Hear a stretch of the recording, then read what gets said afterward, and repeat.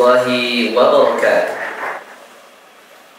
Alhamdulillah, nahmaduhu wa nasta'inuhu wa nastaghfiruh wa na'udzu billahi min syururi anfusina wa min sayyiati a'malina. May yahdihillahu fala mudilla lahu wa may yudlil fala hadiya lahu. Allahumma salli wa sallim ala nabiyyina Muhammad sallallahu alaihi wasallam. Bapak Ibu, saudara pendengar yang berbahagia, dunia bukanlah hal yang abadi. Dunia adalah wasilah kita untuk mempertaruhkan semua hal yang telah Allah letakkan kepada kita, baik sebagai hamba Allah, Abdullah, ataupun sebagai Khalifatullah.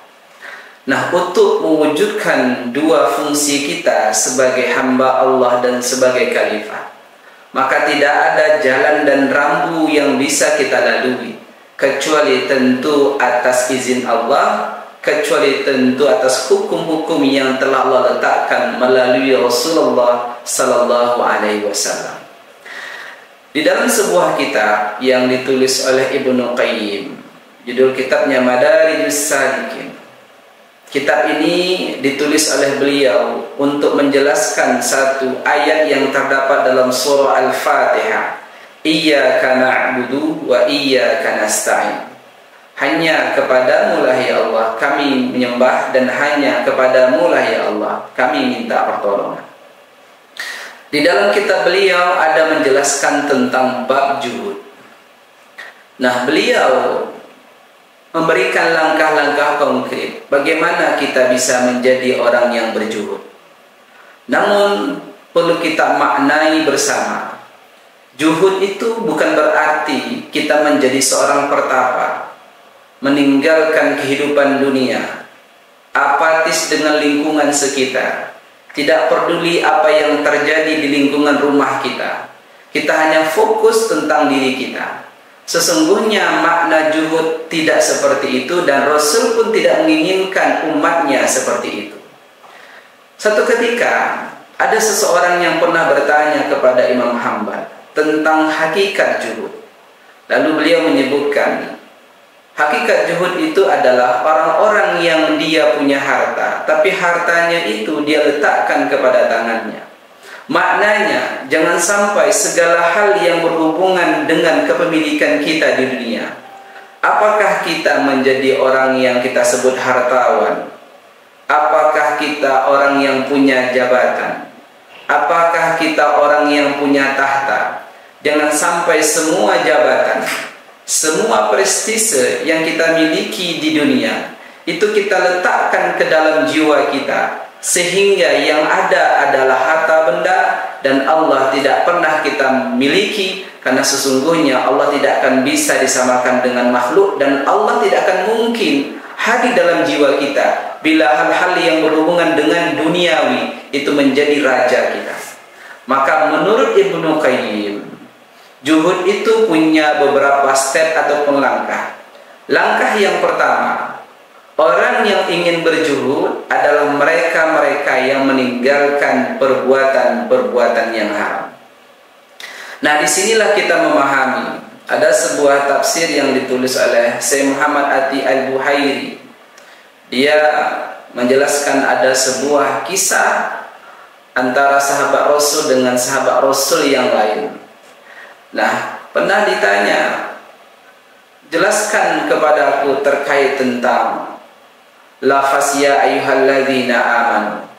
Maka disebutkan bahwa orang-orang yang dia mendengar lafaz ya ayyuhalladzina amanu, maka siapkanlah telinganya, karena biasanya ayat ini menyuruh orang beriman untuk melakukan sesuatu atau menyuruh orang beriman untuk meninggalkan sesuatu. Karena hanya orang beriman saja yang paham tentang makna amar ma'ruf nahi mungkar.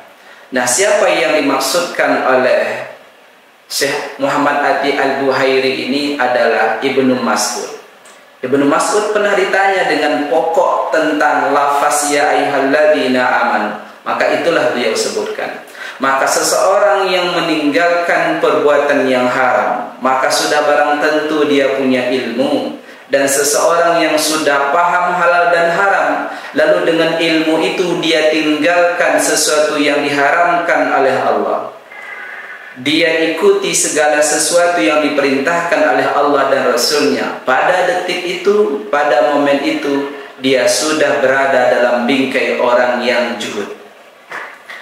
Yang kedua, langkah yang perlu kita pahami untuk menjadi orang yang juhud itu adalah tidak melakukan perbuatan-perbuatan yang berlebih-lebihan, sekalipun zat perbuatan itu adalah halal.